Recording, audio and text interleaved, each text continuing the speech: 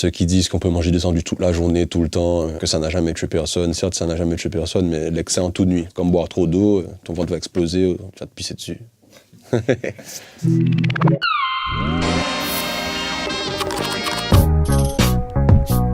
Les bons sandwichs, je les mange depuis que j'ai 15 ans, 14-15 ans. J'avais faim, donc j'ai commencé, c'était toujours les petits sandwichs nocturnes à la fenêtre. Et comme des fois le sandwich il dégageait une forte odeur, donc je mettais du parfum brut, comme ça.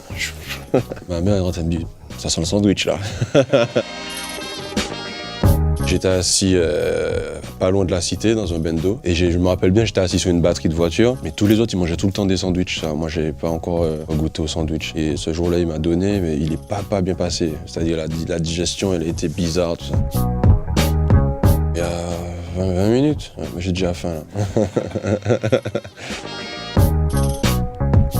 Ça dépend. En Jamaïque, pain complet. Aux États-Unis, pain complet. En France et en Martinique, c'est pain blanc. Martinique, Jamaïque, Luxembourg et Californie. Les sandwichs antillais, ils sont bons. J'aime bien les sandwichs. Je sais que dedans, des fois, autour, il y a un fil rouge qui passe comme ça. C'est un peu un goût de mangue. Ah, franchement, quand le sandwich il est fort, pas de saucisse, hein.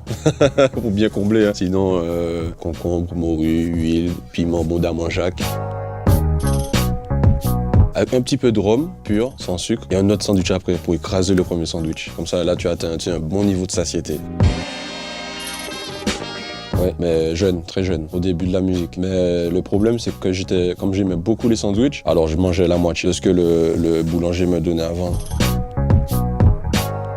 C'est cliché, mais du reggae. Un bon reggae, un bon Sizzla, un bon Capleton, un bon Barrington Levy ou je sais pas, un bon T-Killer, un Movado. Ouais, le reggae, ça va bien avec. En boîte de nuit, ça va super bien avec.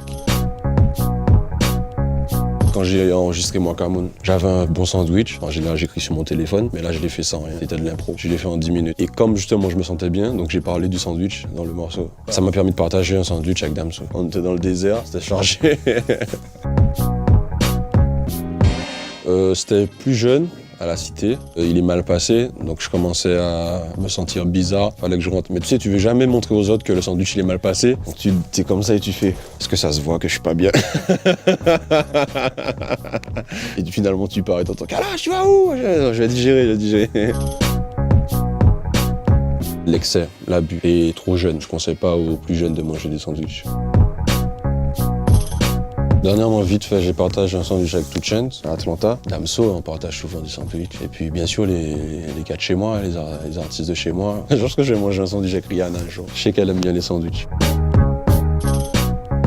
C'est une question qui est assez compliquée économiquement et socialement parce que ça voudrait dire que l'État a une mainmise exclusive sur le sandwich, ce qui retirerait le pain de certains boulangers.